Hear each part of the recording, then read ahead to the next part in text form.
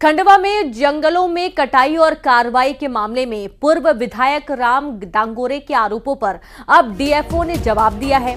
DFO ने आंकड़ों के जरिए कार्रवाई का ब्यौरा दिया। डीएफओ ने दोषी वन कर्मियों पर कार्रवाई की भी जानकारी दी है।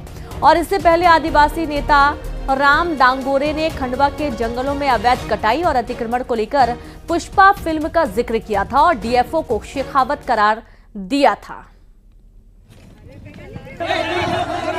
तो खबर खंडवा से है, जहां खंडवा में जंगलों में कटाई और कार्रवाई के मामले में पूर्व विधायक राम दांगोरे के आरोपों पर अब डीएफओ ने जवाब दिया है। डीएफओ ने आंकड़ों के जरिए कार्रवाई का ब्यौरा दिया। डीएफओ ने दोषी वनकर्मियों पर कार्रवाई की बात भी कही है। और इससे पहले आदिवासी नेता राम दांगोरे ने खंडवा में जंगलों में अवैध कटाई और अतिक्रमण को लेकर पुष्पा फिल्म का जिक्र किया था और डीएफओ को शेखावत करार दिया था। देखिए, हमारा जो आंकड़ा लगभग 400 हेक्टेयर एरिया हमने वहाँ पर मुक्त करवाकर कंट्रोल ट्रेंचेस बनाई है, जिस पर हम आने वाली बारिश में पौधारोपण और साथ में सीड सोइंग और रूट शूट रोपण वहाँ पर हम करेंगे। और जैसे कि आप कार्रवाई के बारे में पूछ रहे हैं, तो कार्रवाई तो हमारी लगातार चल ही रही है, क्योंकि अभी बीच में 2 दिन से बारिश भी हो गई, तो वहाँ हमारी जो मशीन से वो काम नहीं कर पाएंगी।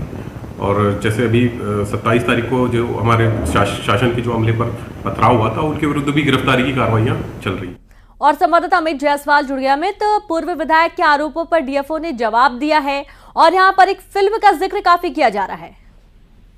जी बिल्कुल, जो आदिवासी नेता हैं और पंधाना विधानसभा क्षेत्र के जो पूर्व विधायक है राम दांगोरे, उन्होंने पुष्पा फिल्म का जिक्र करते हुए डीएफओ की तुलना शेखावत से की थी और कई सवाल भी खड़े किए थे। डीएफओ राकेश कुमार डामोर ने अब इनका जवाब दिया है।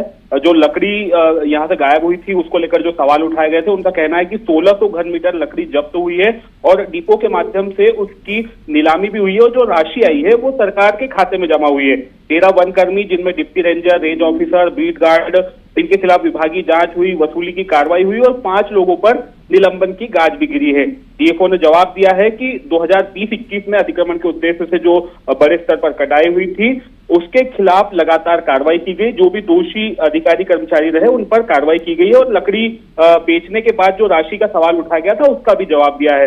तो इस पूरे मामले में जो ये पुष्पा फिल्म की एंट्री कराई गई है और लाल चंदन से यहाँ के सागौन को जोड़ा गया है, काफी मामला गरमाया हुआ है।